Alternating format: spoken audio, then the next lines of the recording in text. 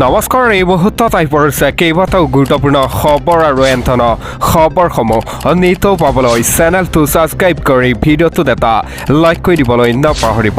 তথা বলক দেৰি নকৰি খবৰকেইটা আৰম্ভ কৰোঁ। দৰ্শকসকল দিব লৈছোঁ প্ৰথমটো খবৰ।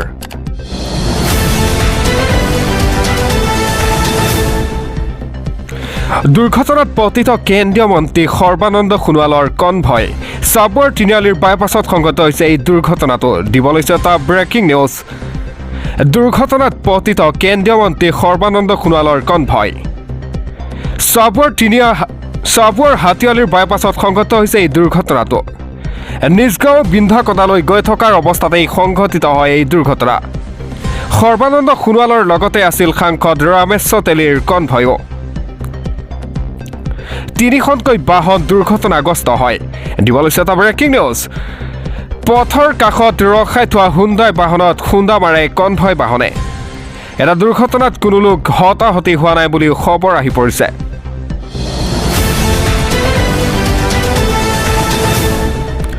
পৰৱৰ্তী খবৰ। খিলঞ্জীয়া ভূমিপুত্ৰ নহয় বড়োসকল, অসমলৈ প্ৰব্ৰজন কৰি অহা জাতিহে বড়ো। কোচ ৰাজবংশীৰ সন্মিলনৰ সম্পাদকৰ এই বিস্ফোৰণ মন্তব্য। দিব লৈছে এটা ব্ৰেকিং নিউজ। অসমৰ খিলঞ্জীয়া ভূমিপুত্ৰ নহয় বড়োসকল, অসমলৈ প্ৰব্ৰজন কৰি অহা জাতিহে বড়োসকল। 1840 চনত ভূটানত পমুৱা হিচাপে আছিল বড়োসকল। তাতে থাকি কছাৰীসকলক লগ লাগি মৰ্ডান নাম দিলে।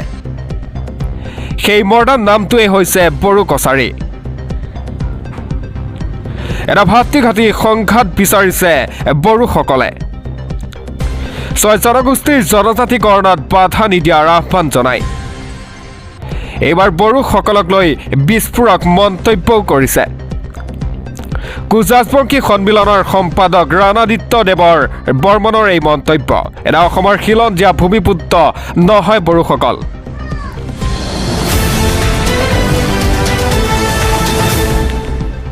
পৰৱৰ্তী খবৰ।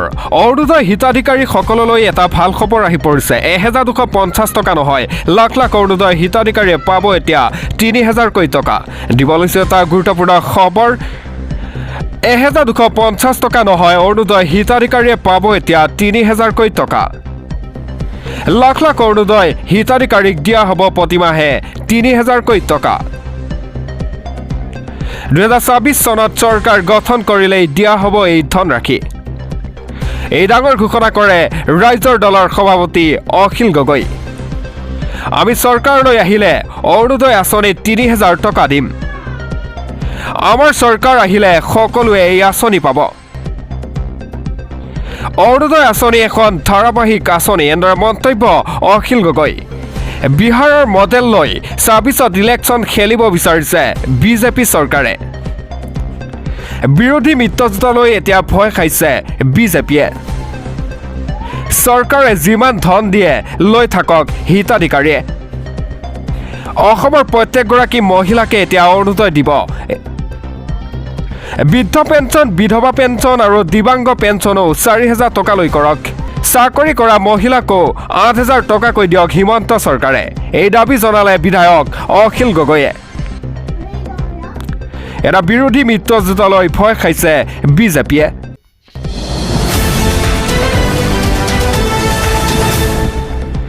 পৰৱৰ্তী খবৰ। 2024 নিৰ্বাচনত বিজেপিৰ টাৰ্গেট 103খন আসন। 22টা সমষ্টিত আমি নিৰ্বাচন খেলিলেও নিজিকো, এই ঘোষণা কৰে ৰাজ্যৰ মুখ্যমন্ত্ৰী ডক্টৰ হিমন্ত বিশ্ব শৰ্মাই। দিব লৈছে এটা অতিকৈ গুৰুত্বপূৰ্ণ খবৰ। 2024 নিৰ্বাচনত বিজেপিৰ টাৰ্গেট হৈছে 103খন আসন। 103টা সমষ্টিত নিৰ্বাচন খেলিব এতিয়া বিজেপিয়ে, ঘোষণা কৰে ৰাজ্যৰ মুখ্যমন্ত্ৰী ডক্টৰ হিমন্ত বিশ্ব শৰ্মাই। 22টা সমষ্টিত আমি নিৰ্বাচন খেলিলেও নিজিকো, এনেদৰে মন্তব্য কৰে। 103টাৰ ভিতৰত কিমানটা সমষ্টিত জিকো ৰাইজে ক'ব। 2024 এতিয়া নতুন মুখৰ যুৱ প্ৰাৰ্থীক অগ্ৰাধিকাৰ দিয়া হ'ব। বহুকেইটা সমষ্টিৰ প্ৰতীকো ফাইট হ'ব। আমি ভালদৰে নিৰ্বাচন খেলিম, এনেদৰে মন্তব্য কৰে ৰাজ্যৰ মুখ্যমন্ত্ৰীগৰাকীয়ে।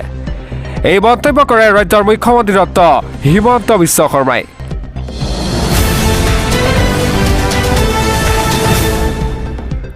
পৰৱৰ্তী খবৰ 9 জানুৱাৰীত 12 ঘণ্টাৰ বাবে অসম বন্ধৰ ঘোষণা কি ক্ষেত্ৰত পৰিব প্ৰভাৱ আক্ৰাছুৱে ঘোষণা কৰিলে এই অসম বন্ধৰ ঘোষণা দিব লৈছে এটা ব্ৰেকিং নিউজ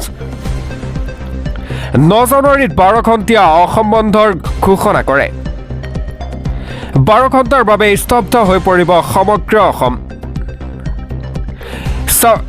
চৰকাৰী প্ৰতিবেদনক লৈ এতিয়া অসন্তুষ্ট হৈ পৰিছে আক্ৰাছু জনজাতিকৰণ বিধেয়কক ভেকু ভাওনা বুলি আখ্যা দিয়ে 7 জানুৱাৰীৰ ভিতৰত চৰকাৰৰ স্থিতি স্পষ্ট কৰিবলৈ দাবী জনায় ৰাইজক আভুৱা ভাবি থকা ৰাজনীতি বন্ধ কৰিবলৈ দাবী জনায় এটা নিৰ্বাচনৰ পূৰ্বে কোনো জনগোষ্ঠীয়ে জনজাতিকৰণৰ বিচৰা নাই চিএমৰ মন্তব্য এই বুলি মুখ্যমন্ত্ৰীয়ে দিয়া বক্তব্যক ধিক্কাৰ জনায় 9 জানুৱাৰীত তেতিয়া 12 ঘণ্টীয়া অসম বন্ধৰ ঘোষণা কৰে 12 ঘণ্টাৰ বাবে এতিয়া স্তব্ধ হৈ পৰিব সমগ্ৰ অসম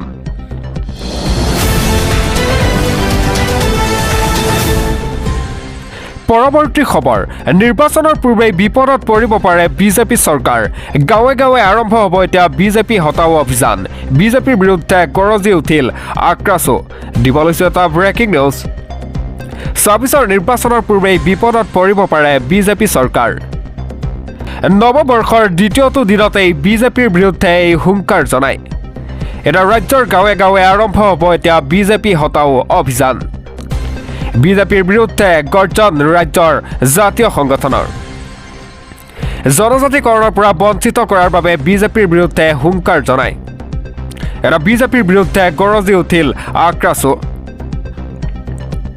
সংবাদমেল সম্বোধন কৰি কেইবাটাও বিস্ফোৰক মন্তব্য কৰে আক্ৰাছুৱে 26ৰ নিৰ্বাচনৰ পূৰ্বে বিপদত পৰিব পাৰে বিজেপি চৰকাৰ নৱবৰ্ষৰ দ্বিতীয়টো দিনতেই বিজেপিৰ বিৰুদ্ধে হুংকাৰ জনায় ৰাজ্যৰ গাঁৱে গাঁৱে এতিয়া আৰম্ভ হ'ব বিজেপি হটাও অভিযান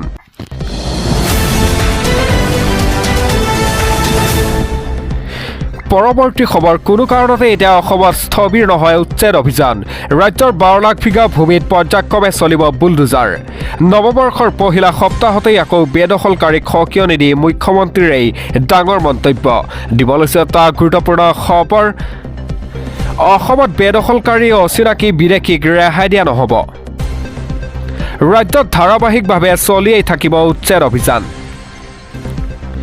ৰাজ্যৰ প্ৰতিখন জিলাতেই পৰ্যায়ক্ৰমে চলিব উচ্ছেদ অভিযান ৰাজ্যৰ মুঠ 12 লাখ বিঘা ভূমি বেদখলকাৰীৰ পৰা মুক্ত কৰা হ'ব এতিয়া মাত্ৰ 1,60,000 বিঘা ভূমিহে উচ্ছেদ কৰা হৈছে অচিনাকি বিদেশীৰ বিৰুদ্ধে কঠোৰ হৈছে এতিয়া ৰাজ্য চৰকাৰ নিৰ্দিষ্ট প্ৰমাণ পালে 12 ঘণ্টাতেই দেশৰ বাহিৰ কৰা হ'ব অচিনাকি লোকক ডিচিৰ ওচৰত অভিযোগ দিলেই দেশৰ বাহিৰ কৰা হ'ব অচিনাকি লোকক এটা বেদখলকাৰী আৰু অচিনাকি লোকৰ বিৰুদ্ধে সৰব হৈ পৰিছে মুখ্যমন্ত্ৰী হিমন্ত বিশ্ব শৰ্মা ৰাজ্যত ধাৰাবাহিকভাৱে চলিয়ে থাকিব এতিয়া উচ্ছেদ অভিযান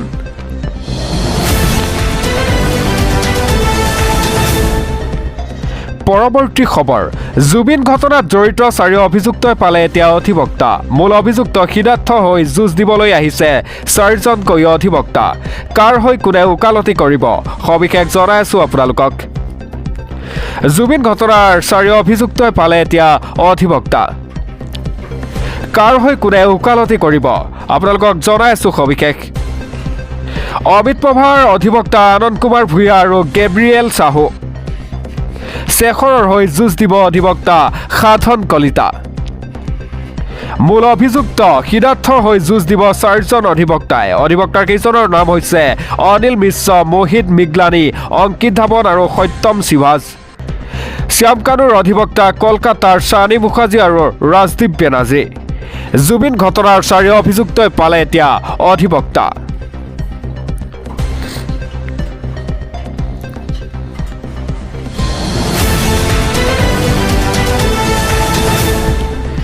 পৰৱৰ্তী খবৰ জুবিন গাৰ্গৰ টকা লুটিছিল সিদ্ধাৰ্থ শৰ্মাই জুবিন গাৰ্গৰ টকাৰে পানী ফেক্টৰীত ধন বিনিয়োগ কৰিছিল মেনেজাৰ সিদ্ধাৰ্থ শৰ্মাই জুবিনৰ অনুষ্ঠানৰ ধন জুবিনক ঘূৰাই দিয়া নাছিল সিদ্ধাৰ্থই সবিশেষ জনাইছো আপোনালোকক এটা ব্ৰেকিং নিউজ আহি পৰিছে পানীৰ ফেক্টৰী খুলিবলৈ জুবিনৰ ধন আত্মসাৎ কৰিছিল মেনেজাৰ সিদ্ধাৰ্থই পোহৰলৈ মেনেজাৰ সিদ্ধাৰ্থৰ প্ৰবঞ্চনাৰ বিস্ফোৰক তথ্য জুবিনৰ অনুষ্ঠানৰ ধন জুবিনৰ একাউণ্টত ভৰোৱা নাছিল সিদ্ধাৰ্থই। জুবিনৰ ধনেই মহাবীৰ একুৱা কোম্পানীত বিনিয়োগ কৰিছিল সিদ্ধাৰ্থই। চেতন ধীৰাচাৰিয়াৰ মিলি সিদ্ধাৰ্থই খুলিছিল পানী ফেক্টৰী। আৰু সিদ্ধাৰ্থ আৰু চেতনে কাৰণ দেখুৱাৰ জাননী আদালতত।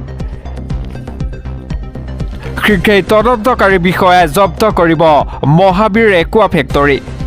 পৰৱৰ্তী শুনানিত হাজিৰ হ'ব লাগিব সিদ্ধাৰ্থ আৰু চেতন। দুই অভিযুক্তক কৈফত দিবলৈ নিৰ্দেশ প্ৰদান কৰে আদালতে।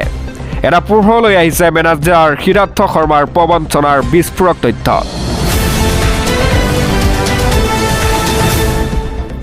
পৰৱৰ্তী খবৰ, সমষ্টিত জনপ্ৰিয়তা হ্ৰাস পোৱা বিজেপি বিধায়ক মন্ত্ৰীৰ কৰ্তন হ'ব নাম। 2024ত 22টাকৈ সমষ্টিত নতুন মুখক প্ৰাধান্য দিয়াৰ চিন্তা চৰ্চা বিজেপিৰ। তালিকাত থাকিব কোন কোন আপোনালোকক সবিশেষ জনাই আছো। এটা ব্ৰেকিং নিউজ আহি পৰিছে। 2024ৰ নিৰ্বাচনত প্ৰাধান্য পাব এতিয়া নতুন মুখে। কপাল ফুলিব পাৰে বিজেপিৰ 22জনকৈ যুৱ নেতাৰ। পুৰণি বিধায়কৰ নাম নকটাকৈ নতুন প্ৰাধান্য দিয়াৰ চৰ্চা। 103টা সমষ্টিৰ ভিতৰত 22জনক নতুন নেতাক টিকট দিয়াৰ সম্ভাৱনা। যোৱাবাৰৰ তুলনাত নতুন সমষ্টি হোৱাৰ বাবেই পাব পাৰে এই নতুন সিদ্ধান্ত। আনহাতে সকলো বিধায়কেই যে টিকট পাব তাৰ নিশ্চয়তা নাই। জনপ্ৰিয়তা হ্ৰাস হোৱা মন্ত্ৰী বিধায়কৰ নাম কৰ্তন হোৱাৰো ইংগিত দিছে। বুথ কমিটিৰ পৰা ৰাজ্যিক কমিটিলৈ আহিব এতিয়া দীঘলীয়া তালিকা। এটা সমষ্টিৰ বিপৰীতে 3ৰ পৰা 4টা নাম যাব কেন্দ্ৰীয় কমিটিলৈ। কেন্দ্ৰীয় কমিটিৰ সিদ্ধান্তই হ'ব এতিয়া চূড়ান্ত সিদ্ধান্ত, য'ত মুখ্যমন্ত্ৰীৰ ৰাজ্যিক সভাপতিৰ নাথাকিব হস্তক্ষেপ। 2024ত এতিয়া বিজেপিৰ প্ৰাৰ্থীক লৈ মুখ্যমন্ত্ৰীৰ এই বৃহৎ ঘোষণা।